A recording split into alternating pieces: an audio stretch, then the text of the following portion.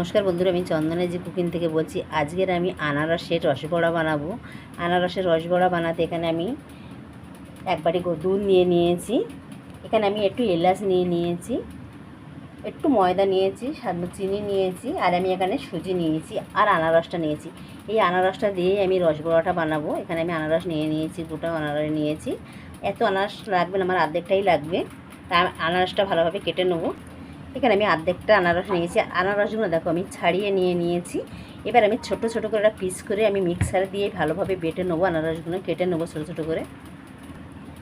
এখানে আমি ছোট ছোট করে কেটে আমি মিক্সারে দিয়ে দেবো দেখো। আর এটা আমি বটি দিয়ে ভালোভাবে ছাড়িয়ে নিয়েছি। আনারসটা খুব ভালোভাবে ছাড়াতে হবে, তার জন্য আমি দেখো ভালোভাবে ছাড়িয়ে নিয়েছি। নিয়ে এবার ছোট ছোট করে পিস করে আমি দিয়ে দিচ্ছি মিক্সারে। আনারসের শিরাটা ফেলে দিতে হবে। আনারসের শিরাটা আমি ফেলে দিয়েছি। দিয়ে এখানে আমি ছোটো ছোটো করে পিস পিস করে নিয়ে নিচ্ছি।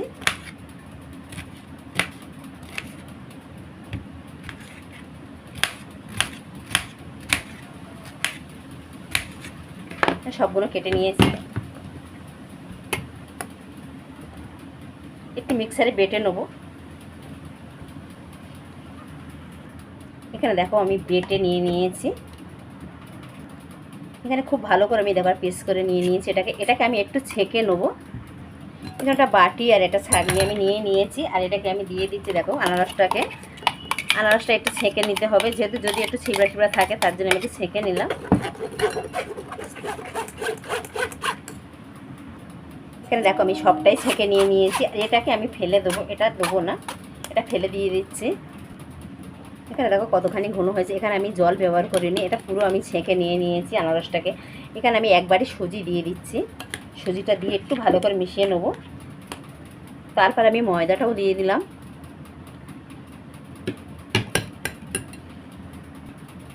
এখানে আমি 2 চামচ চিনি দিয়ে দেবো। চিনিটা আমি বেশি দেবো না, যেহেতু আমি চিনি শিরাতে দেবো, শিরা বানাবো রসবড়া, তার জন্য বেশি চিনি দিচ্ছি না এখানে।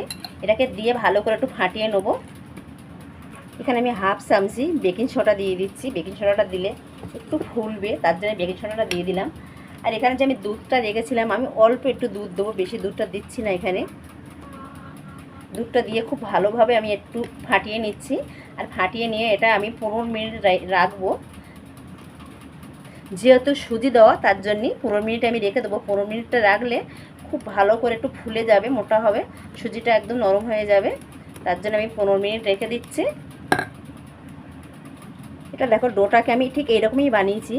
এর পাতলা করবো না আমি, ঘন হবে না, একটু ঘন হয়ে যাবে, যেহেতু আমি রস বড়াটা বানাবো, তার জন্য আমি এরকমই থাকবে এটাকে আমি ঢাকা দিয়ে রেখে দেবো কিছুক্ষণ। 15 মিনিটের জন্য ঢাকা দিয়ে রাখলাম। 15 মিনিট পরে ফিরবো। এখানে আমি শিরা বানাবার জন্য একটা বাটি আমি বসিয়ে দিয়েছি। আর এখানে দেখো আমি 1 কাপ চিনি দিয়ে দিচ্ছি। 1 কাপ চিনি দেবো। এখানে আমি 1.5 কাপ জল দেবো।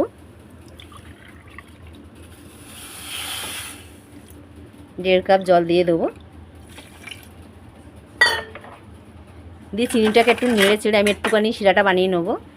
এখানে আমি একটু এলাচ ফাটিয়ে রেখেছিলাম, এলাচটাই দিয়ে দিচ্ছি। খুব সুন্দর একটা গন্ধ হবে, তার জন্য আমি একটু এলাচ দিয়ে দিলাম। এখানে আমার শিরাটা ফুটে গেছে। এটা শিরাটাকে আমি ঢাকা দিয়ে কিছুক্ষণ রেখে দিই, আমি বড়াটা বানিয়ে নেবো, রস বড়াটা। এখানে একটা ননস্টিকের কড়া আমি বসিয়ে দিয়েছি। কড়াটা গরম হলে একটু তেলটা দিয়ে দেবো। এখানে আমি 15 মিনিট পরে ফিরে এসেছি। 15 মিনিট পরে দেখো কত সুন্দর বেশ ঘন হয়ে গেছে একদম। এখানে আমি কড়াটা বসিয়ে দিয়েছি, কড়াটা তেলও গরম হয়ে গেছে। এবার আমি একটা একটা করে ছেড়ে দেবো আনারসের রসবড়াগুলো। দেখো এগুলো কত সুন্দর ঘন হয়ে গেছে। আর এটা টাইট হয়ে যায়, কিছুক্ষণ রেখে দিলে তা টাইটও হয়ে গেছে। আর এখানে আমি ছোট্ট ছোট করে ছেড়ে দিচ্ছি দেখো।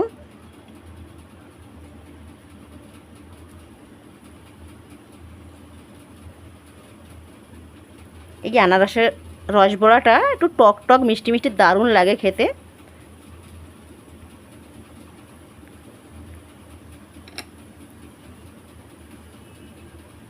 বাস এতটুকুই দেবো। এইগুলো তাই ফুলে মোটা হয়ে যাবে, অনেকটা জায়গা নিয়ে নেবে।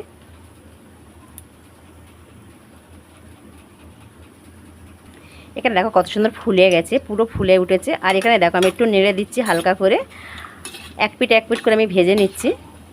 উল্টে দেবো।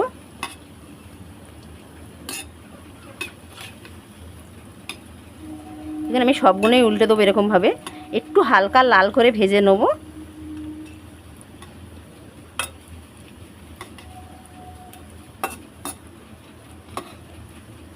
আপনারা চাইলে এটা শুধু শুধু খাওয়া যাবে, মিষ্টি ছাড়াই খাওয়া যায়। এই আনারসের রসবড়াটা দারুণ হয়। এখানে দেখো কালারটা কত সুন্দর চলে এসেছে।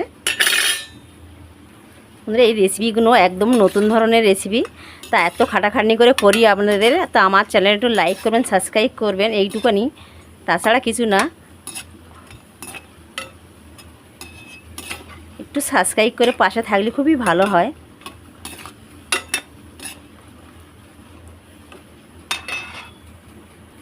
আমার এগুলো হয়ে গেছে, আমি তুলে নিচ্ছি।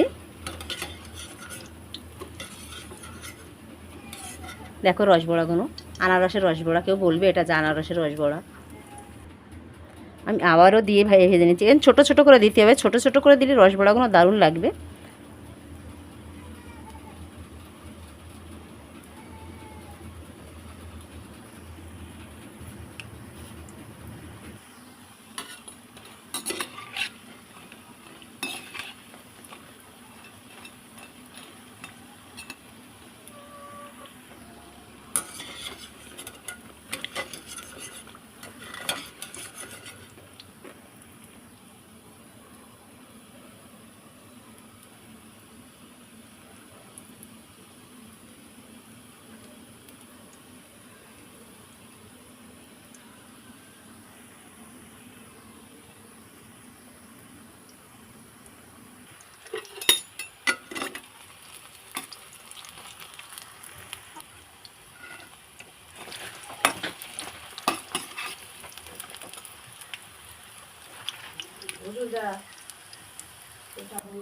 এখানে আমার সবগুলো ভাজা হয়ে গেছে, আর এখন একটুকুই রয়েছে।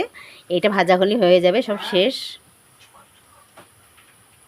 এখানে আমার আনারসের রসবড়াগুলো সবগুলোই ভেজে নিয়েছি। এবার আমি রসে দিয়ে দেবো, রসেও দেওয়া যাবে, এটা শুধু খাওয়া যায়, খুব সুন্দর লাগে খেতে। এখানে দেখো আমি আনারসের রসবড়াগুলো এইগুলো হয়েছে, আর এইগুলো আমি সবটা দেবো না রসে, আমরা কিছুটা কাঁচা খাবো। মানে দেখো কত মচমচে একটা ভাব আছে। তো এটা শুধু খাওয়া যাবে, চায়ের সাথে খাওয়া যাবে। আর এটা আমি অল্প করে আমি ফুটিয়ে রসবড়া করে নিচ্ছি রসে। এখানে আমি শিরাটা ফের বসিয়ে দিয়েছি, শিরাটা ফুটছে। এবার আমি রসবড়াগুলো দিয়ে দেবো। দেখো আনারসের রসবড়াগুলো আমি সব দিয়ে দিচ্ছি। আমি কিছুটা তুলে রেখেছি, পরে আমি দেখাচ্ছি। আর এগুলো একটু ফুটিয়ে নেবো রসেতে, একটু ঢাকা দিয়ে রেখে দেবো কিছুক্ষণ। এখানে আমি ঢাকা দিয়ে ফুটিয়ে নেবো ভালোভাবে, তাহলে রসবড়াটা খুব সুন্দর হবে, পুরো রসটা ভিতরে ঢুকে যাবে। তার জন্য আমি ঢাকা দিয়ে একটু ফুটাচ্ছি। এখানে আমার রসবড়াগুলো হয়ে গেছে, আমি এবারে লাভিয়ে নেবো। একদম হয়ে গেছে, এটা আমি ঢেলে নিচ্ছি একটা বাটিতে। এখানে দেখো রসবড়াগুলো আমি ঢেলে নিয়েছি রসবড়াগুলো। আর এটা আনারসের রসবড়াটা দেখো কেমন হয়েছে। আর এখন আমি শুকনো রেখেছি, আপনাদের যদি শুকনো খেতে ইচ্ছে করে শুকনো খেতে পারো, এটা খুবই ভালো। দেখো মচমচে একদম। আর ভিতরেও ওই দেখাচ্ছি, দেখো কত সুন্দর হয়েছে ভিতরটাও। তা আপনারা যদি শুকনো খেতে ইচ্ছে করে শুকনো খেতে পারো আনারসের রসবড়া। আর এখানে আমি রসবড়া বানিয়ে নিয়েছি। তা আপনাদের যদি ভালো লাগে আমার চ্যানেলটা লাইক করবেন, সাবস্ক্রাইব করবেন, আমি আরও নতুন নতুন রেসিপি যেন আপনাদের দেখাতে পারি। নমস্কার।